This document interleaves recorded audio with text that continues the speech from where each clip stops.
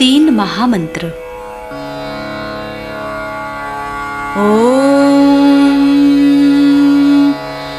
त्वमेव साक्षात्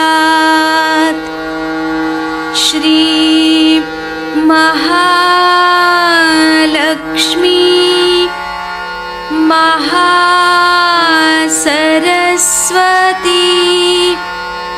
महाकाली त्रिगुणात्मिका कुंडलिनी साक्षात् श्री आदिशक्ति माताजी श्री निर्मला देव्यै नमो नमः। ॐ त्वमेव साक्षात् श्री कल्की साक्षात् श्री आदिशक्ति माताजी श्री निर्मला देव्यै नमो नमः। ॐ त्वमेव साक्षात् श्री कल्की साक्षात् श्री सहस्रार स्वामिनी मोक्षप्रदायिनी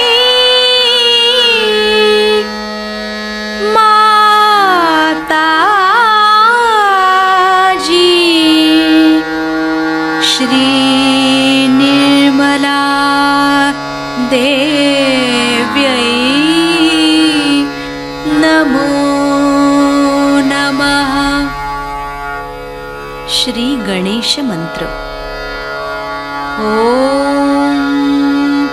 त्वमेव साक्षात् श्री गणेश साक्षात् श्री आदिशक्ति माताजी श्री निर्मला देव्यै नमो नमः।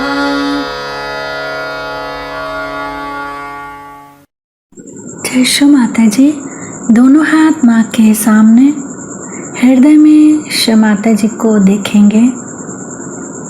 परम पूजनीय श्री माता जी, कृपा करके हम सभी के हृदय में अपना स्थान ग्रहण कीजिए। बार बार श्री माता जी को हृदय में आवाहन करेंगे। श्री माता जी, कृपा करके हम सभी के हृदय में अपना स्थान ग्रहण कीजिए। श्री माता जी, हम सबको क्षमा कर दीजिए, हम सभी अज्ञानी हैं। संपूर्ण चित्त बीचों बीच हृदय में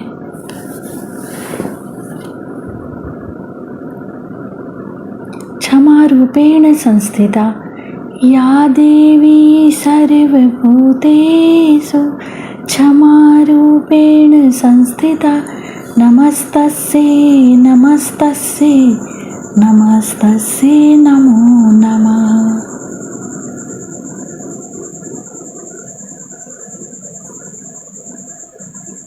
धीरे धीरे अपने संपूर्ण चित्त को दोनों हाथों पे अपने चित्त में श्री माता जी को हमेशा रखेंगे।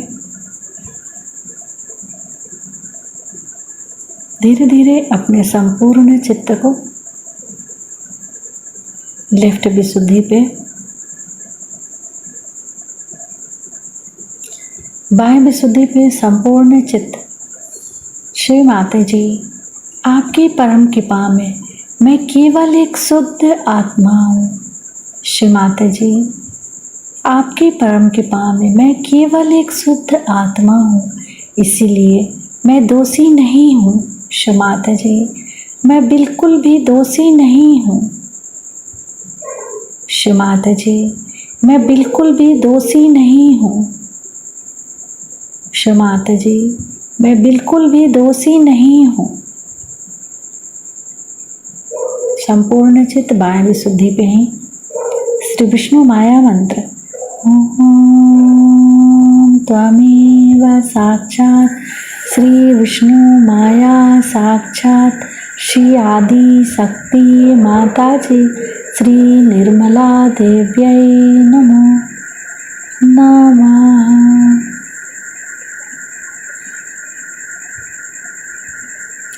बाह्य विशुद्धि पर अपने चित्त को क्लॉकवाइज घुमाएंगे 7 टाइम्स।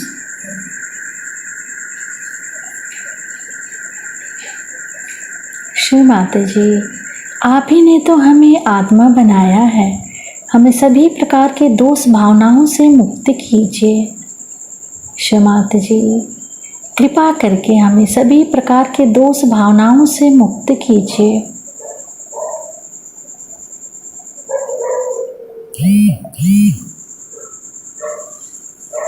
धीरे धीरे अपने संपूर्ण चित्त को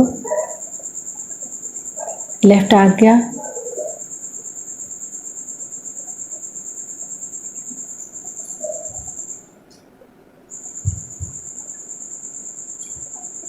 फिर सहस्त्रार। सहस्त्रार पे माँ के श्रीचरण कमलों को देखेंगे। माँ के श्रीचरण कमलों की परिक्रमा सहस्त्रार पे करेंगे 7 टाइम्स।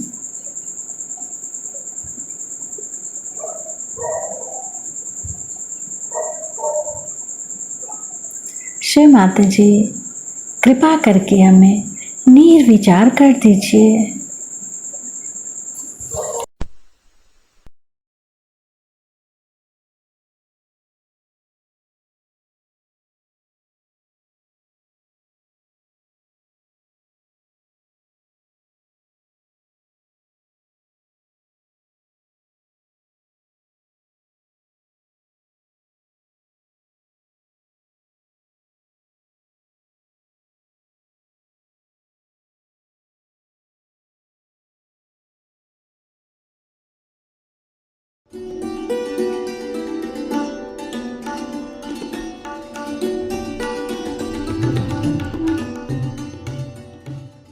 सहज योग कोई आज की चीज नहीं है, हजारों वर्षों से सहज, सह माने आपके साथ और जो माने जन्मा हुआ, ये योग का साधन आपके साथ जन्मा हुआ है।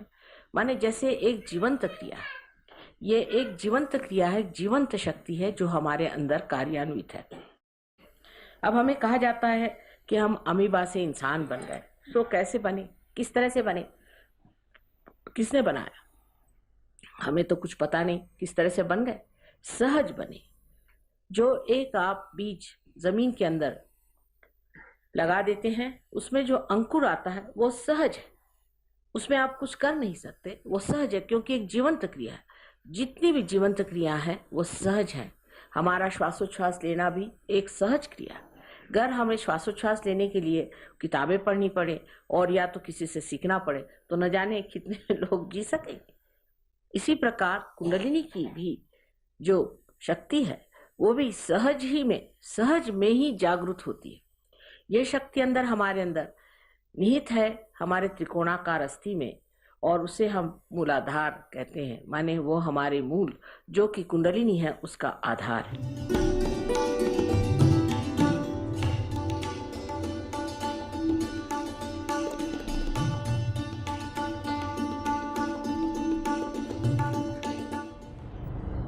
आना और जाना,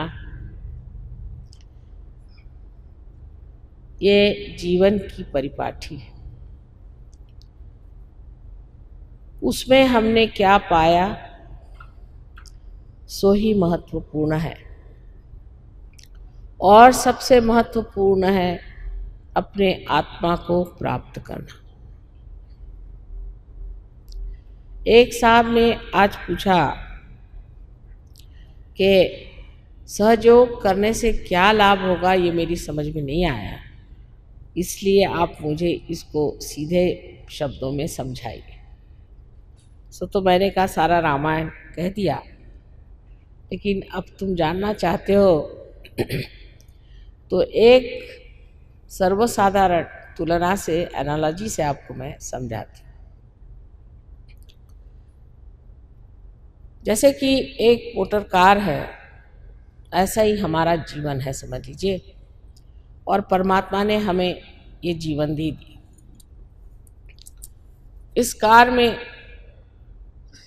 एक एक्सेलरेटर है और एक ब्रेक है। अभी हमें मोटर चलाना नहीं आता, तो हम एक तरफ ब्रेक दबा देते हैं तो गाड़ी एकदम ही रुक जाती है, एक्सेलरेटर दबाते हैं तो न जाने किस गड्ढे में पहुंच जाती है। तो धीरे धीरे हम सीखने लगते हैं किस तरह से हम संतुलन इसका साध लें, और उस संतुलन में हम जान लें कि मोटर चलाना क्या चीज़ है। जिस वक्त ये संतुलन एकदम सज जाता है और आपके अंदर स्वयं ही इसका पूर्ण विश्वास हो जाता है, उस वक्त हम कहते हैं कि हम ड्राइवर हो गए। अब अनजाने भी आप चला रहे हैं, आपका चित्त भी कहीं और हो तो भी आप ठीक से गाड़ी हाँकते हैं, फ़ौरन आप ब्रेक लगा लेते हैं, फ़ौरन आप एक्सेलरेटर दबा देते हैं। इसमें आपको अपने पर प्रश्न करना नहीं पड़ता, बिल्कुल सोचे समझे ही आप गाड़ी चला सकते हैं। और इस प्रकार आपको कोई कह सकता है कि आप बहुत निष्णात, बहुत होशियार ड्राइवर भी हैं, लेकिन तो भी आपका जो मालिक है, आपका जो मास्टर है, वो पीछे बैठा है। वो बीच बीच में आपसे कहता भाई धीरे चलाओ, ज़्यादा चलाओ, ये करो वो करो, लेकिन आप इस जीवन के अभी तक मालिक नहीं। ये जीवन जो कि आपने सीख लिया है चलाना, हो सकता है कोई आदमी आपको ज़्यादा रुपया दे तो आप इसे छोड़ के वहाँ चले जाएं, या आप किसी गलत फहमी में पड़ जाएं, या आपको ये लगे कि अगर मैं मालिक ही नहीं हूँ तो इस गाड़ी को क्यों चलाऊं, मैं क्यों न मालिक हो जाऊँ। जब ये इच्छा आपके अंदर आ गई, तब समझना चाहिए आप में महालक्ष्मी तत्व की जागृति हो गई। तब आप खोजने लगे, तब आप इस प्रयत्न में हैं कि क्या बात है कि मैं इस जीवन का मालिक नहीं। संतुलन में आप आ गए जब आप धर्म से चल रहे थे, धार्मिक हैं आप, धर्म से रह रहे हैं, संतुलन में चल रहे, लेकिन तो भी अभी आप मालिक नहीं हैं अपने जीवन के। सहयोग से जब कुंडलिनी जागृत हो जाती है और ब्रह्मरंध्र को छेद देती है, तो आपके अंदर बसी हुई आत्मा आप में प्रकटित होती है, और अब आप अपने जीवन के मालिक हो जाते हैं। और ये मालिक अंदर बैठा हुआ अपने अंदर जो ड्राइवर है और एक्सेलरेटर है और ब्रेक है, तीनों को देखता और देखता मात्र है और सब चीज चल पड़ती। ये मालिक होना ही सहयोगी होना है। जैसे कि मनुष्य प्रलोभन में फंस करके बहुत बार अनेक गुलामियों में फंस जाता है।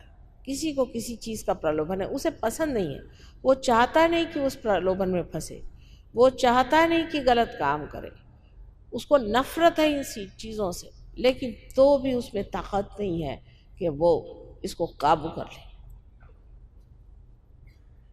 बहुत सी बातें वो कहना नहीं चाहता है, लेकिन हठात उसके मुख से निकल आती और उसे बड़ा पश्चाताप होता है कि मैंने ऐसी बात क्यों कही। उसका अपने जीभ पर काबू नहीं, अपनी रसना पे काबू नहीं, अपने क्रोध पे काबू नहीं, सारे जो षड रिपु हैं वो उसके पैर के नीचे नहीं, उसके सर पे बैठे रहते। लेकिन जब वो अपना मालिक हो जाता है, तो जब क्रोध भी करता है तो अपने पूरे शान में करता है। उसे क्रोध किसी भी तरह अपने बवंडर में नहीं ले पाता, लेकिन वो क्रोध को अपने हाथ में लेकर खेलता है और उसको इस्तेमाल करता है।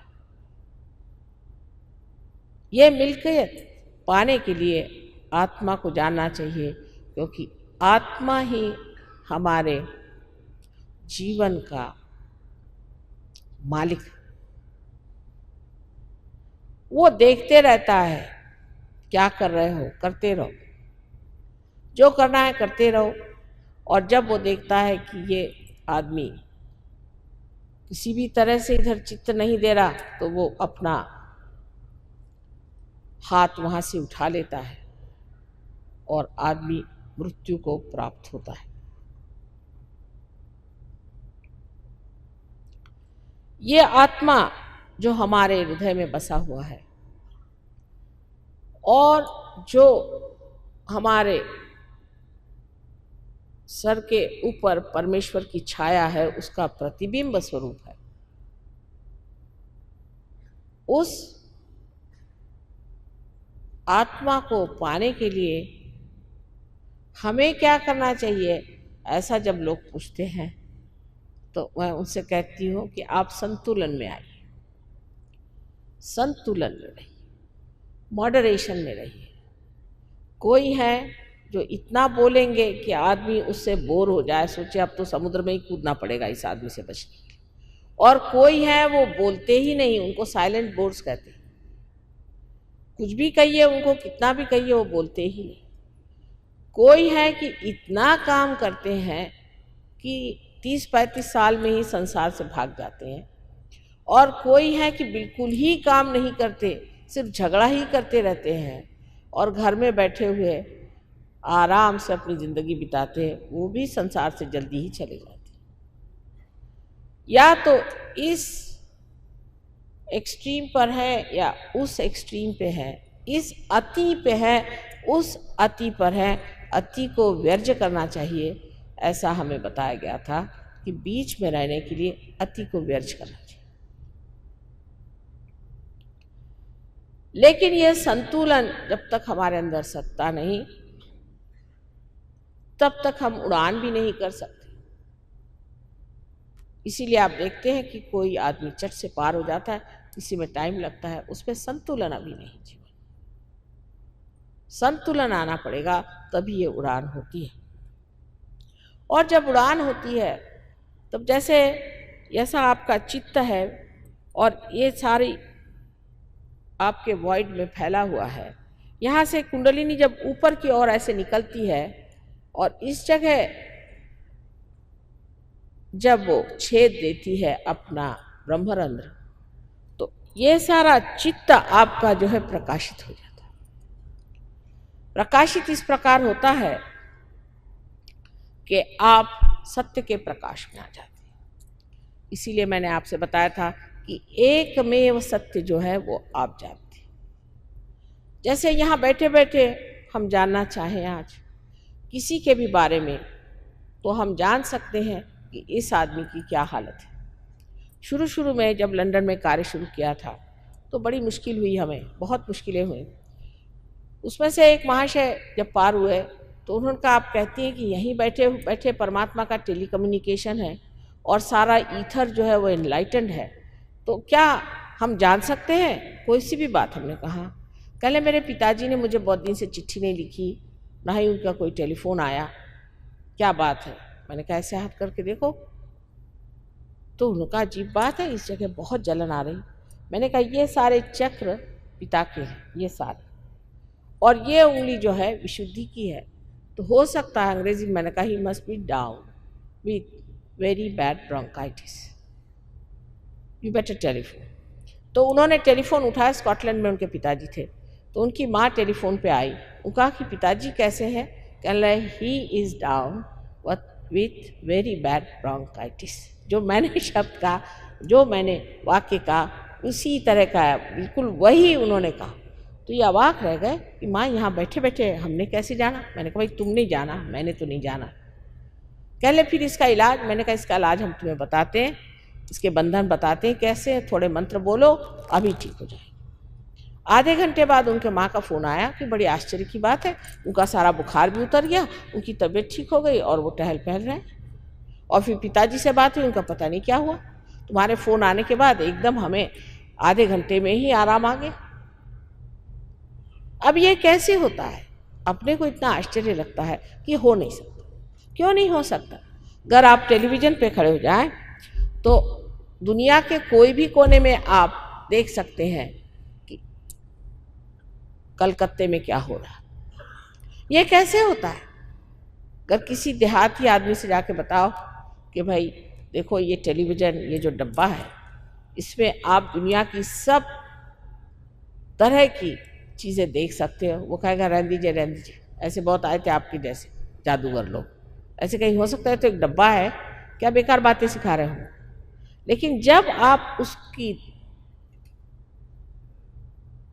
चोटी पकड़ के और उसका कनेक्शन आप लगा देते हैं तो वो देखने लगता है कि अरे ये तो डब्बा जैसे लग रहा था प्लास्टिक का, इसमें से ये कहाँ से आने लग गया। सो क्या हो गया कि हमारे चारों तरफ फैला हुआ जो ईथर है वो इसको पकड़ लेता है, और अगर आप उसको पकड़ लें आपके रेडियो से या आपके टेलीविज़न से, तो आप उसमें बहने वाली ये सारी चीज़ें प्राप्त कर सकते हैं। उसी प्रकार यही ईथर, जिस तरह से मैंने कल बताया आपसे कि आप एक छोटी सी मोमबत्ती की लौ को भी एनलाइटन कर सकते हैं, ये ईथर एनलाइटन हो जाता है। और जब आप कोई बात सोचते हैं, क्योंकि आपका चित्त एनलाइटन है, तो आप जैसे कोई समझ लीजिए एक टेलीविज़न सेंटर बन गए और वहाँ से ये मैसेज गया और फौरन उसी क्षण तत्क्षण आपके पास खबर आ गई। क्या? तत्क्षण। एक बार श्री रामदास स्वामी से श्री शिवाजी महाराज ने पूछा कि कुंडलिनी के जागरण में कितना समय लगता है? उन्होंने कहा तत्क्षण। तत्क्षण एक कार्य होता है, पर किसी किसी में समय लग जाता है। उसका कारण ये कि उनका कुछ ढीला मामला है या कोई ज़्यादा ही कसा हुआ मामला है। अब समझ लीजिए अगर आप टेलीविज़न लेके आए तो तत्क्षण आपको सब दिखाई देता है, पर समझ लीजिए प्लग ही नहीं लगा तो उसे क्या करा जाए। इसी प्रकार जो कुछ भी आपको जानना है वो सारा जानना आप तत्क्षण कर सकते हैं। इसी को ज्ञान कहा जाता है। ज्ञान पुस्तकों से नहीं आता। जो पुस्तकों में है वो सिर्फ बाह्य का ज्ञान है। जैसे पेड़ का ज्ञान हो उस तरह से ये बाह्य का ज्ञान है, लेकिन मूल का ज्ञान जो है वो आपको सिर्फ ऊर्ध्व गति से पार होने के बाद ही जाना जा सकता है। ऊर्ध्व गति के सिवाय कोई और रास्ता नहीं है। कुंडलिनी जब तक आप उठ करके और आपके ब्रह्मरंध्र को नहीं छेदेगी तब तक आप उस ईथर से या उस सूक्ष्म से जो 5 महातत्वों में बसा हुआ है उसमें प्रवेश नहीं कर सकते। तो उसकी जो सूक्ष्मता है उसमें आपने प्रवेश कर लिया। अब हर चीज़ को आप इस्तेमाल कर सकते हैं। जैसे मैं आपसे कहती हूँ कि अभी ध्यान करने से बाद अपने जूते उतार लीजिए और ज़मीन पर पैर रखिए। ये पृथ्वी माता, ये भी तो एक तत्व है।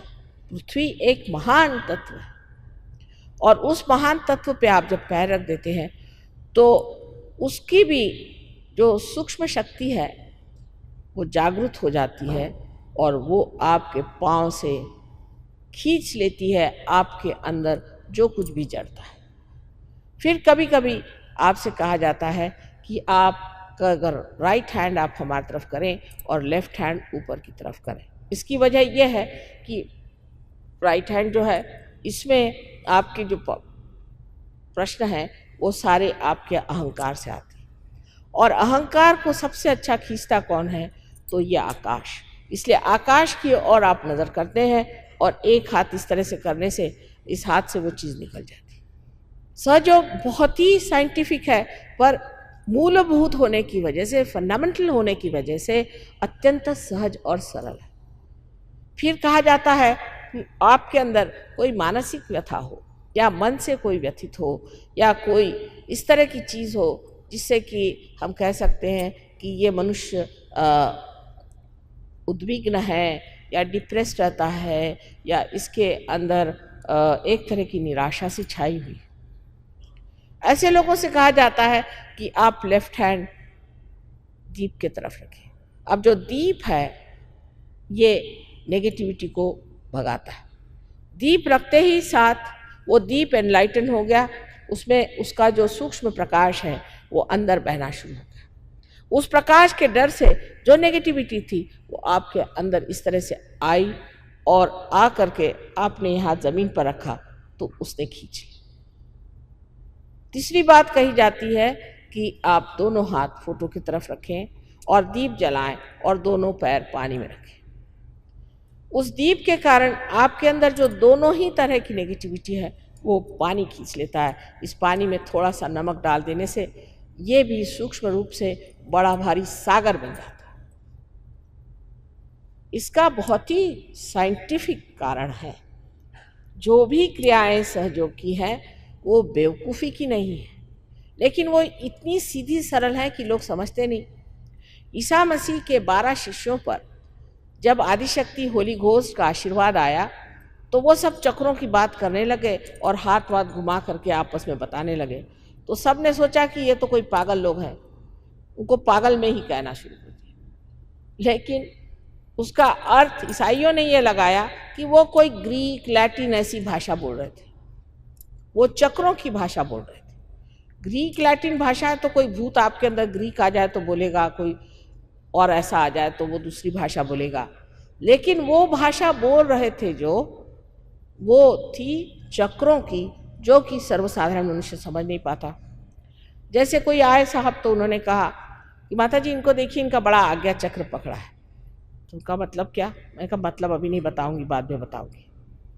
उसका मतलब ये हुआ कि इनको ईगो चढ़ गया, इनमें अहंकार आ गया। अब अगर उनसे मैं कहूँ कि भैया तुम्हें अहंकार आ गया तो तुम मुझे मार बैठे। सो ये जो भाषा है, चक्रों की भाषा, ये आपको सीखनी होती है, क्योंकि अब आप सूक्ष्म हो। ये जो ज्ञान है ये आपके जड़ों का ज्ञान है। जो बाह्य में ज्ञान है, साइंस आदि जो वेस्टर्न ज्ञान है, ये सारा पेड़ का ज्ञान है। और वहाँ पेड़ का ज्ञान तो बहुत बढ़ गया, बहुत ज़्यादा पेड़ बढ़ गए, लेकिन उनकी जड़ें खत्म हो गई। तो अब वो धीरे धीरे डावाडोल हो रहे हैं और उनको डर लग रहा है कि हमारा सर्वनाश हो जाए। उसकी जड़ें भारतवर्ष में अनादिकाल से हमारे सद्गुरुओं ने और हमारे अवतारों ने ये प्रणाली हमें दी और इसके बारे में बहुत खोल करके बात की गई। जबकि आदि शंकराचार्य आए और जब गुरु नानक साहब और कबीर दास जी ऐसे लोग आए, तब उन्होंने इस बात का पूरी तरह से उद्घाटन किया और दक्षिण में ज्ञानेश्वर जी ने इस पर बहुत बात की। हालांकि मैंने आपसे कल कहा था कि मार्कंडेय जी ने इस पर 14,000 वर्ष पूर्व बात की थी।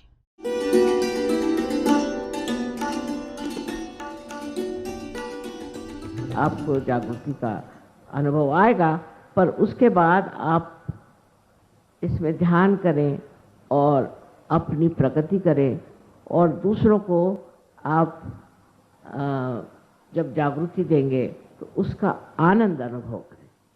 इससे बढ़ के और कोई चीज़ है ही नहीं, इससे बढ़ के सुखदायी चीज़ और कोई नहीं है।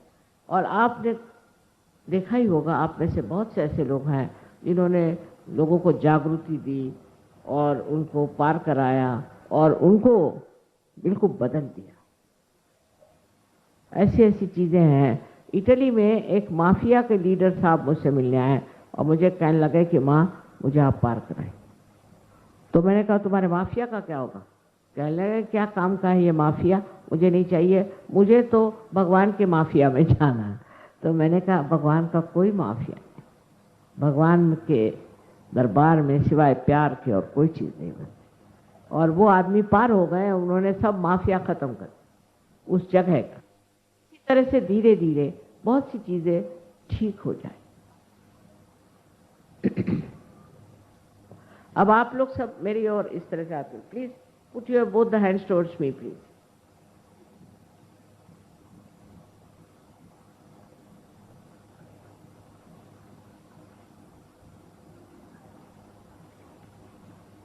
Both the hands.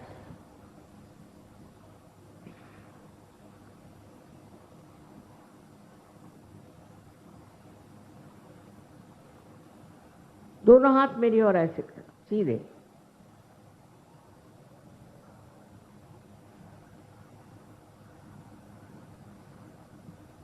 और अब अपने तालू भाग, आंख खुली रखें, आंख बंद नहीं करने की जरूरत नहीं है। तालू भाग पे अपना राइट हैंड इस तरह से पकड़ें, रखें, माथे से ऊपर हटकर, सर से ऊपर अधान। Please put your right hand on top of your fontanelle bone, little away from the head, not on top, I mean touching the head. Please hold it and put the left hand towards me like this.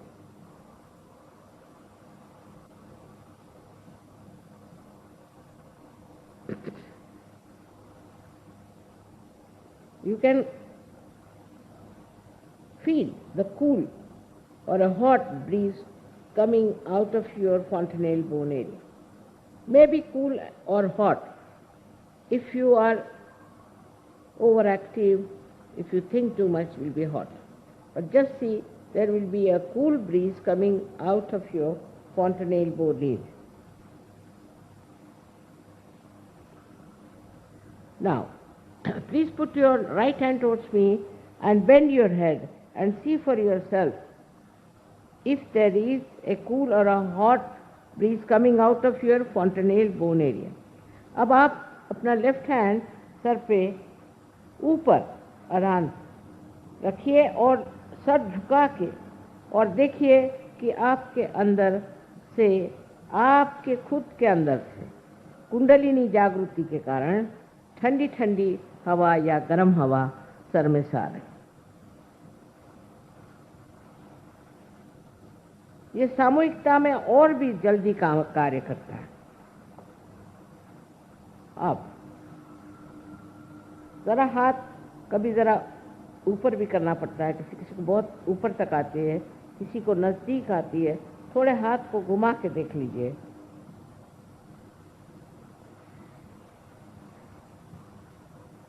अब left hand मेरी ओर करें और right hand को अपने sir पे तालू के ऊपर जो एक स्निग्ध सा हिस्सा था जब आप बच्चे थे, उसके ऊपर राइट हैंड को पकड़ो। Now please put your left hand towards me and put the right hand on top of your fontanelle bone area, which was a soft bone in your childhood. Try to see if there's a cool or a hot breeze coming in.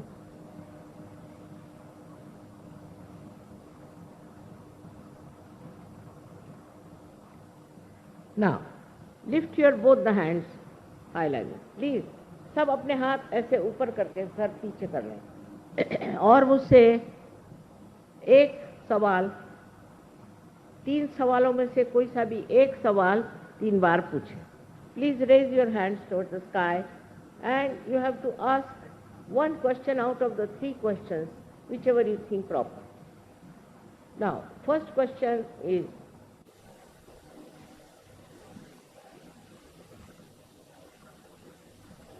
ये क्या आदि शक्ति की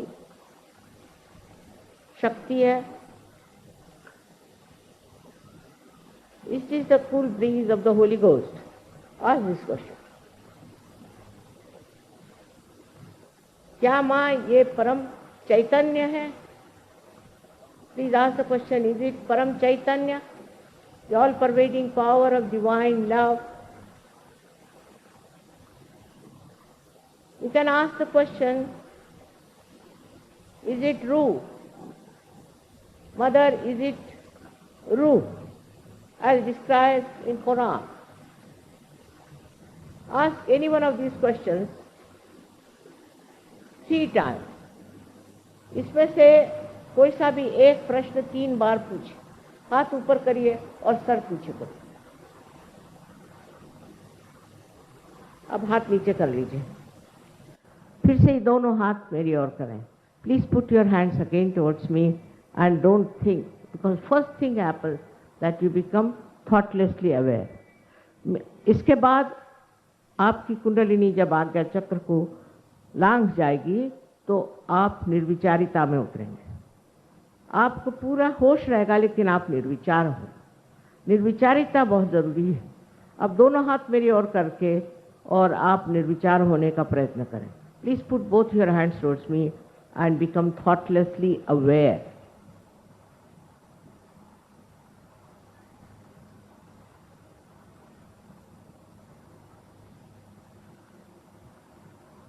Now see if there is cool or hot breeze coming on your hands or on your fingertips or out of your fontanelle bone area. अब देखिए कि आपके हाथ में ठंडी या गर्म हवा जैसे आ रही हो, जो चैतन्य लहरी कहलाई जाती है, या आपके उंगलियों में आ रही हो, या आपके तलवे में आ रही हो, या आपके सर से, जिसे ब्रह्मरंध्र कहते हैं, वहां से निकल रही हो।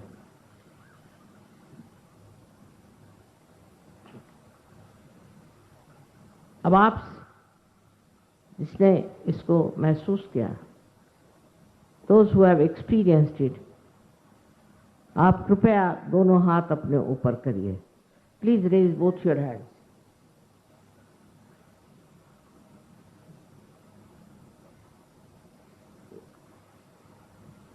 सबको अनंत आशीर्वाद है। हर इंसान जो यहाँ बैठा हुआ है, हर एक इंसान, may God bless you all, may God bless you. Everyone who is sitting here has got it. May God bless you. May God bless you.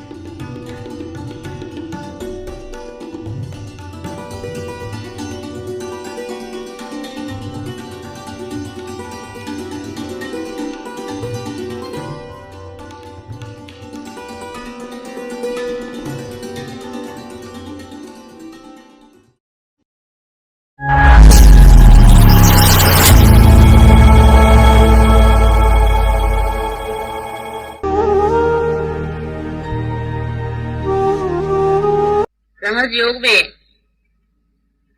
सबसे आवश्यक बात यह है कि इसमें अग्रसर होने के लिए, बढ़ने के लिए आपको ध्यान करना पड़ेगा। ध्यान बहुत जरूरी है। आप और चाहे कुछ भी न करें, लेकिन अगर आप ध्यान में स्थित रहें तो सहज योग में प्रगति हो सकती है। जैसे कि मैंने आपसे कहा था कि एक ये नया रास्ता है, नया आयाम है, डायमेंशन है, नई चीज है जिसमें आप कूद पड़े हैं। आपके अचेतन मन में उस महान सागर में आप उतर गए हैं। बात तो सही है, लेकिन इसकी गहराई में अगर उतरना है तो आपको ध्यान करना पड़ेगा। मैं बहुत से लोगों से ऐसा भी सुनती हूँ कि माता जी ध्यान के लिए हमको टाइम नहीं मिलता है। आज का जो आधुनिक मानव है, मॉडर्न मैन है, उसके पास घड़ी रहती है हर समय टाइम बचाने के लिए, लेकिन वो ये नहीं जानता है कि वो टाइम किस चीज के लिए बचा रहा है। उसने घड़ी बनाई है, वो सहज योग के लिए बनाई है, ये वो जानता नहीं।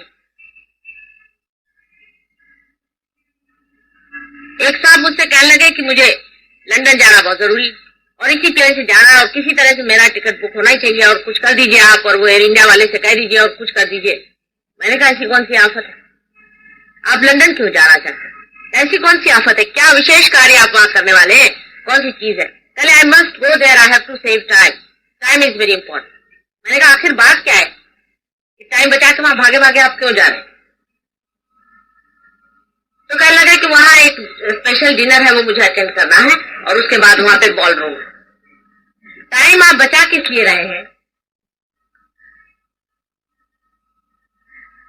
हर समय आप ये सोच लीजिए कि जो हाथ में घड़ी बंधी है ये सहज योग के लिए और ध्यान के लिए और सहज योग के ही कार्य के लिए बंधी हुई है। मैंने उसी लिए बांध ली है, नहीं तो मैं कभी भी घड़ी नहीं बांधती। जिस आदमी का पूरा ही समय सहज योग में बीतता है उसको जरूरी नहीं कि आप घर का काम न करें, तो जरूरी नहीं कि आप दफ्तर का काम न करें, सारा ही कार्य आप करें पर ध्यान नहीं करें। ध्यान अवस्थित होकर के कार्य हो सकता है क्योंकि आपको ध्यान में उतार दिया है।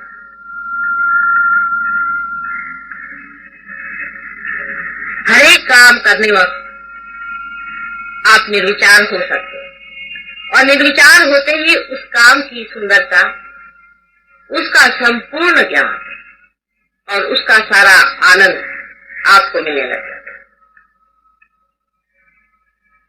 समझने की बात है, ये लोग समझते नहीं, इसलिए ध्यान के लिए अलग से टाइम नहीं मिलता है, आदि झगड़ा शुरू हो जाता है। लेकिन जब इसका मजा आने लगता है तब आपको आश्चर्य होगा कि नींद बहुत कम हो जाती है और आप ध्यान में चले जाते हैं। निद्रा में भी आप सोचेंगे कि आप ध्यान में जा रहे हैं। कोई भी चीज छोड़ने की या कम करने की नहीं, लेकिन हमारी जो महत्वपूर्ण चीजें हैं जिसे हम महत्वपूर्ण समझते हैं वो बिल्कुल ही महत्वपूर्ण नहीं रह जाती और जिसको हम बिल्कुल ही विशेष समझते नहीं है वो हमारे लिए बहुत कुछ हो जाता है।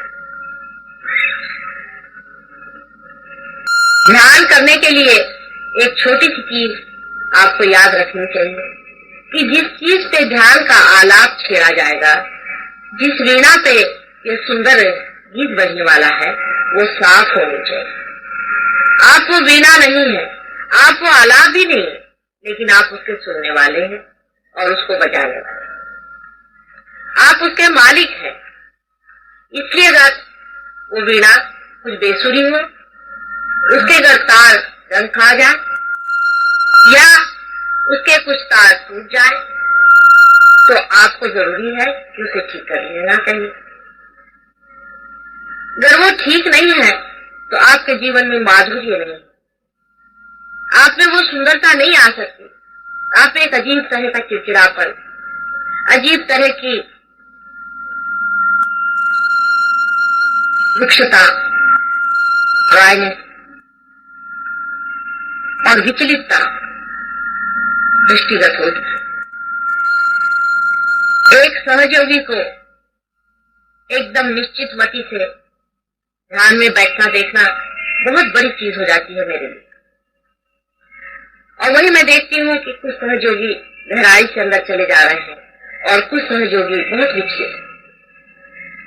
यह नहीं मैं कहती कि सभी लोग उतनी दशा में पहुंच सकते हैं या नहीं, लेकिन जो कुछ भी बन पड़े वो इस जीवन में करना ही चाहिए।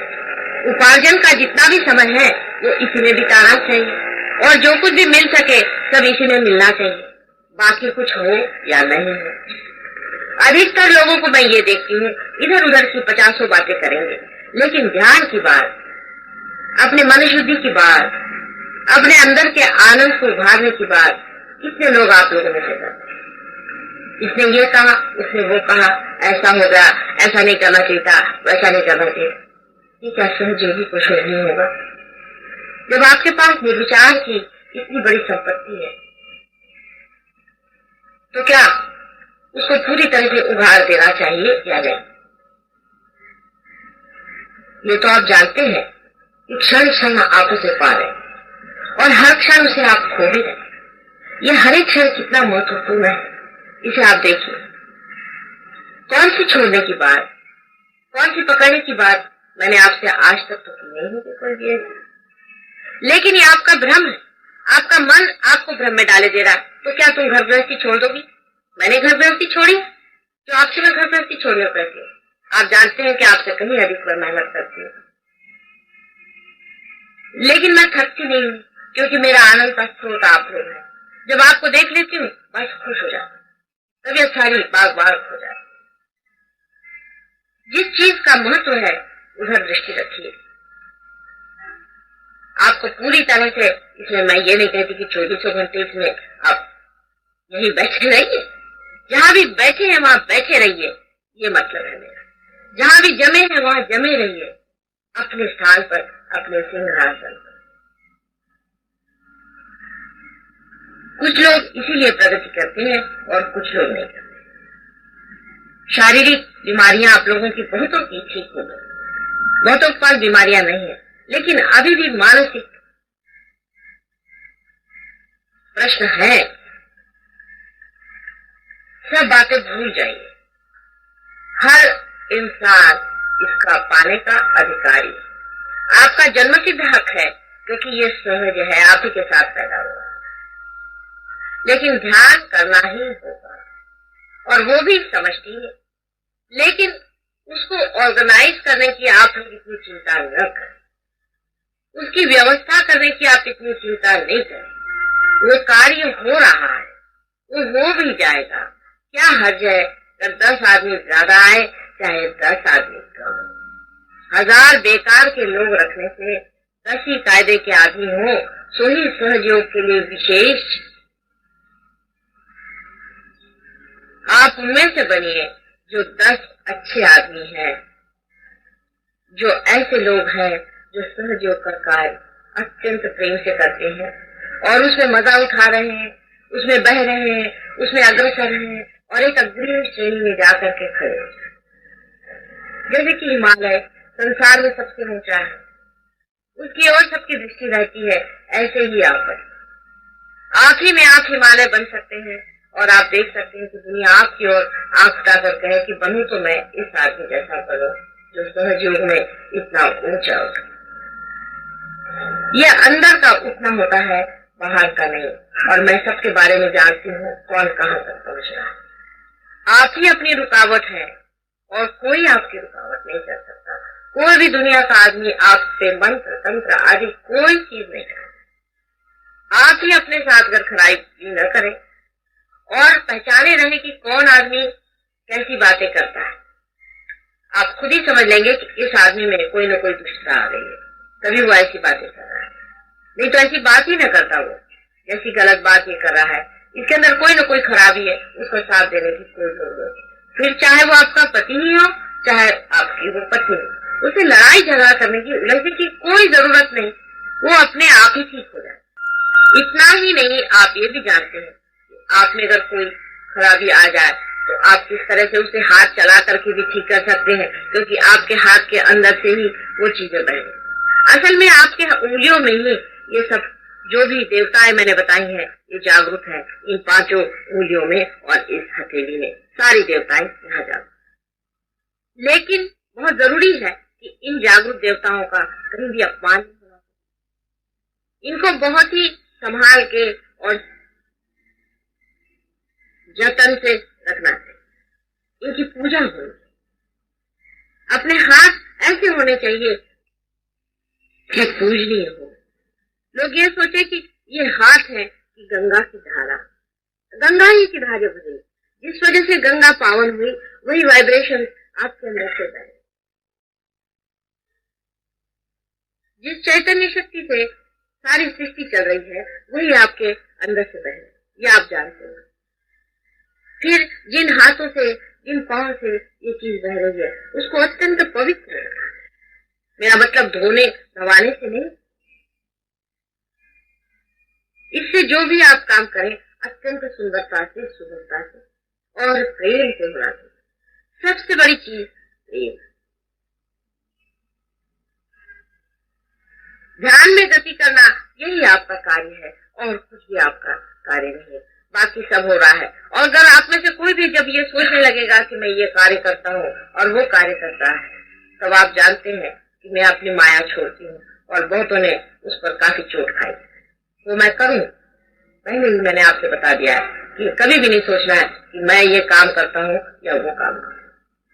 हो रहा है जैसे ये जा रहा है और आ रहा है। आप सब तरह से अकर्म में, जैसे कि सूर्य ये नहीं कहता कि मैं आपको प्रकाश दे, वो दे रहा है क्योंकि वो एक कामता में परमात्मा से इतनी प्रचंड शक्ति को अपने अंदर से बहा रहा है। ऐसे ही आपके अंदर से अति सूक्ष्म शक्तियां बह रही है क्योंकि आप एक सूक्ष्म मशीन है। आप सूर्य जैसी मशीन नहीं है, आप एक विशेष मशीन है जो बहुत ही सूक्ष्म है, जिसके अंदर से बहने वाली ये सुंदर धाराएं आपके अंदर एक अजीब तरह की अनुभूति देंगी ही, लेकिन दूसरों के भी अंदर उनके छोटे छोटे सूक्ष्म सूक्ष्म जो पहलू है, जो छोटे छोटे यंत्र हैं, मशीनें हैं, उनको एकदम से प्रेम पूर्वक ठीक कर दें। ये जो शक्ति है ये प्रेम की शक्ति है। इस चीज का वर्णन कैसे करूं मैं आपसे। इस मशीन को ठीक करना है तो आप किसी भी चीज से रगड़ मगड़ के ठीक कर दें, कोई आप स्क्रू लगा दें का इसमें ठीक हो जाएगा। लेकिन मनुष्य की मशीन जो है वो प्रेम से ठीक होती है। उसको बहुत जख्म पाया है, बहुत जख्म है उसके अंदर में, बड़ा दुखी है मानव। उसके जख्मों को प्रेम के दवा से आपको ठीक करना है जो आपके अंदर से बह रहा है। ये वाइब्रेशन सिर्फ प्रेम है। जिस दिन आपकी प्रेम की धारा टूट जाती है, वाइब्रेशन रुक जाती है। बहुत से लोग मुझसे कहते माता जी हमको बाधा हो गई, हमारे हाथ से वाइब्रेशन बंद हो गए। आपके अंदर से प्रेम की धारा टूट, प्रेम का पल्ला पकड़ा रहे, सिर्फ प्रेम का वाइब्रेशन बहते रहेंगे क्योंकि यही प्रेम परमात्मा का जो है वो बह और वही बह रहा है। इतनी अद्भुत अनुभूति है, इतना अद्भुत समय आया हुआ। क्या ये सब व्यर्थ हो जाएगा क्योंकि आपने इसमें पूरी लगन से मेरा साथ नहीं दिया?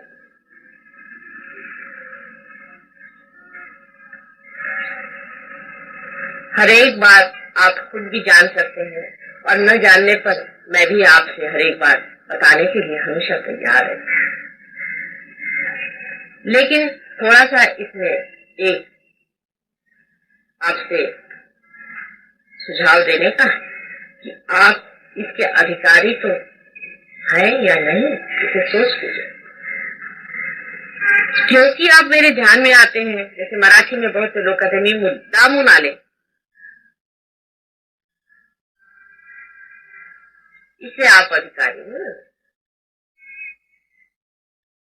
आप अधिकारी इसलिए होते हैं कि आपके अंदर वो गहराई आ गई। जैसे घाघर है, जितनी गहरी होगी उतना पानी उसमें समा जाए। अब वो गहरी नहीं है तो उसमें पानी डालने से क्या फायदा, वो तो सब पानी निकलेगा। अपनी गहराई आप ध्यान से बढ़ाएं, ध्यान पे स्थित होइए, ध्यान में जाइए। ध्यान में जो विचार आ रहे हैं उनकी ओर देखते ही साथ आप निर्विचार हो जाएंगे। निर्विचार होते ही उस अचेतन मन में, अचेतन सुप्त चेतन नहीं कह रहे, अचेतन मन में अपनी चेतना के सहित आप जाएंगे। आपकी चेतना, आपकी कॉन्शियसनेस खत्म नहीं होती। वहां आप चेतना को जानेंगे। ये पहली मर्तबा इंसान के शरीर के अंदर हुआ है कि आप अपना भी शरीर जानते हैं और दूसरों का भी जानते हैं और दूसरों के बारे में भी आप सामूहिक चेतना से जानते हैं कि इसके अंदर क्या हो रहा है। इसका महत्व अभी बहुत कम लोग जानते हैं क्योंकि सब लोग मुझसे कहते हैं कि माता जी सबसे अगर आप रुपया लें तो सब लोग समझेंगे, क्योंकि लोग पैसों का महत्व मानते हैं। पैसा एक भूत है। पैसा लेने से अगर आप इसका महत्व समझे तो बेहतर है कि आप नहीं समझे।